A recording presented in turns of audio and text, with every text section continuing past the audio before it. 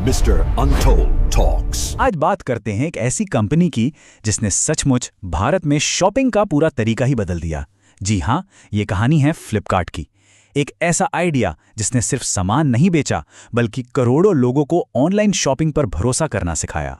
देखिए, ये सिर्फ एक कंपनी का मिशन स्टेटमेंट नहीं था, ये एक बहुत बड़ा, एक महत्वाकांक्षी सपना था। इसके संस्थापकों ने एक ऐसे भारत की कल्पना की थी जो पूरी तरह से डिजिटल हो, और बस इसी एक सपने के साथ ये पूरा सफर शुरू हुआ। तो इस कहानी का पहला अध्याय एक बहुत ही अप्रत्याशित शुरुआत। फ्लिपकार्ट का जन्म एक ऐसे माहौल में हुआ था जो ई कॉमर्स के लिए आप कह सकते हैं बिल्कुल भी तैयार नहीं था। तो चलिए जरा 2007 के भारत में चलते हैं। माहौल कैसा था? ज्यादातर ग्राहक ऑनलाइन पेमेंट करने के नाम से ही डरते थे। पेमेंट सिस्टम भरोसेमंद नहीं थे और इस बात की तो कोई गारंटी ही नहीं थी कि ऑर्डर किया हुआ सामान सही सलामत और वक्त पर घर पहुंचेगा भी या नहीं। और सचिन और बिन्नी बंसल ने ठीक इसी माहौल में अपना दांव खेलने का फैसला किया। उन्हें पूरा यकीन था कि जहां दूसरों को सिर्फ मुश्किलें दिख रही हैं, वहीं एक बहुत बड़ा मौका छिपा है। उनका मानना था कि भारत अपनी खुद की ई कॉमर्स क्रांति के लिए पूरी तरह से तैयार है, और इस क्रांति की शुरुआत उन्होंने की एक ऑनलाइन किताबों की दुकान से, जहां से वो हर एक ऑर्डर को खुद पैक करके डिलीवर किया करते थे।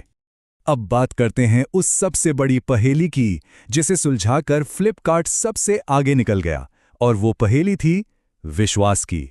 ये वो एक सवाल था जो उस वक्त पूरे भारत में ई कॉमर्स के रास्ते में सबसे बड़ी दीवार बनकर खड़ा था। सीधी सी बात है, अगर ग्राहक पेमेंट करने के लिए ही तैयार नहीं है तो कोई भी ऑनलाइन बिजनेस आगे कैसे बढ़ेगा? और यहीं आया उनका सबसे बड़ा game changing idea, cash on delivery यानी सीओडी। सोचिए कितना सिंपल सा कॉन्सेप्ट है, जब सामान हाथ में आए तभी पैसे दो। लेकिन ये सिर्फ एक पेमेंट ऑप्शन से कहीं ज्यादा था। ये एक बहुत बड़ा ऑपरेशनल और फाइनेंशियल रिस्क था। सोचकर देखिए, बिना एडवांस पेमेंट के कैश फ्लो को मैनेज करना, रिटर्न का पूरा खर्च उठाना, ये सब आसान नहीं था। पर इसी एक दाव ने, इसी एक फैसले ने करोड़ों भारतीय ग्राहकों के मन से वो सबसे बड़ा डर निकाल दिया और ऑनलाइन शॉपिंग के दरवाजे सबके लिए खोल दिए। सच कहें तो यही वो चाबी थी जिसने भारतीय ई कॉमर्स के बंद ताले को खोला। सीओडी सिर्फ एक पेमेंट का तरीका नहीं था, ये वो इनोवेशन था जिसने इस पूरी इंडस्ट्री की नींव रखी। इसके बिना भारत की ई कॉमर्स कहानी शायद कुछ और ही होती। कोड की जबरदस्त सफलता के बाद फ्लिपकार्ट ने अपनी विश्वसनीयता को और पक्का करने पर काम किया। उन्होंने एकार्ट नाम से अपनी खुद की लॉजिस्टिक्स कंपनी शुरू की ताकि डिलीवरी पर पूरा कंट्रोल रहे। साथ ही आसान रिटर्न और रिप्लेसमेंट जैसी पॉलिसीज लेकर आए, जिससे ग्राहकों का भरोसा आसमान छूने लगा। लेकिन कहते हैं ना, सफलता अपने साथ चुनौतियां भी लाती है। बहुत जल्द फ्लिपकार्ट के सामने एक ताकतवर ग्लोबल कॉम्पिटिटर आ खड़ा हुआ और यहां से कहानी ने एक बहुत ही नाटकीय मोड़ ले लिया। और फिर शुरू हुई ई कॉमर्स की सबसे बड़ी जंग। इसे डेविड बनाम गोलियात की लड़ाई कहना गलत नहीं होगा। एक तरफ था अमेज़न, जिसके पास बेहिसाब पैसा था, दुनिया की सबसे एडवांस टेक्नोलॉजी थी, और दूसरी तरफ हमारा अपना फ्लिपकार्ट, जिसकी सबसे बड़ी ताकत थी भारत के बाजार की गहरी समझ और किसी भी हालात में तेजी से ढल जाने की काबिलियत। इस जोरदार मुकाबले में फ्लिपकार्ट का सबसे बड़ा हथियार बना बिग बिलियन डेज। हाँ, ये सच है कि पहले साल में वेबसाइट क्रैश होने जैसी कई परेशानियां हुई, लेकिन यह सिर्फ एक सेल इवेंट नहीं था, ये अमेज़न के ग्लोबल मॉडल का एक मुंहतोड़ भारतीय जवाब था। एक ऐसा शॉपिंग फेस्टिवल जिसने ऑनलाइन सेल्स को एक कल्चरल इवेंट बना दिया और यह साबित कर दिया कि फ्लिपकार्ट भारतीय ग्राहकों की नब्ज को खूबी समझता है। असल में फ्लिपकार्ट का सबसे बड़ा फायदा था उसका पूरी तरह से देसी होना। जैसा कि हम यहाँ देख सकते हैं, उन्होंने हर चीज को भारतीय जरूरतों के हिसाब से ढाला, चाहे वो स्थानीय भाषाओं में सपोर्ट देना हो, धीमे इंटरनेट के लिए ऐप को ऑप्टिमाइज करना हो, या फिर मिंत्रा और जबोंग जैसे भारतीय फैशन दिग्गजों को खरीदकर अपनी पकड़ और मजबूत करनी हो। चलिए अब कहानी के उस मोड़ पर चलते हैं जहां फ्लिपकार्ट की सफलता पर दुनिया की सबसे बड़ी कंपनियों में से एक ने मोहर लगाई। साल था 2018, जब दुनिया की सबसे बड़ी रिटेल कंपनी वॉलमार्ट ने फ्लिपकार्ट में $16 बिलियन का एक भारी भरकम निवेश करके मेजॉरिटी हिस्सेदारी खरीद ली। ये ई कॉमर्स के इतिहास के सबसे बड़े सौदों में से एक था।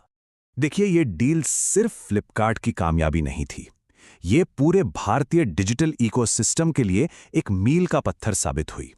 इस एक सौदे ने पूरी दुनिया को दिखा दिया कि भारत का डिजिटल भविष्य कितना ताकतवर और उज्जवल है। तो अब आते हैं कहानी के आखिरी अध्याय पर और देखते हैं कि फ्लिपकार्ट आज किस दिशा में आगे बढ़ रहा है और भारत के भविष्य में इसकी क्या भूमिका हो सकती है। ये चार्ट साफ दिखाता है कि फ्लिपकार्ट अब सिर्फ एक ऑनलाइन सामान बेचने वाली कंपनी नहीं रही। ये एक बहुत बड़े और जटिल टेक्नोलॉजी ड्रिवन इकोसिस्टम में तब्दील हो चुकी है, जिसमें लॉजिस्टिक्स, पेमेंट्स, फैशन और डेटा साइंस सब कुछ शामिल हैं। आज के फ्लिपकार्ट को टेक्नोलॉजी चला रही है। वेयरहाउस में काम करते रोबोट्स, डिलीवरी रूट तय करते एआई एल्गोरिदम और ग्राहकों के लिए वॉइस सर्च जैसी नई नई तकनीकें, ये सब अब आम बात है। और ये सिर्फ सामान नहीं बेच रहे हैं, ये लाखों छोटे छोटे विक्रेताओं को पूरे देश के ग्राहकों से जोड़कर उन्हें आगे बढ़ने की ताकत भी दे रहे हैं। तो इस पूरी कहानी का निचोड़ क्या है?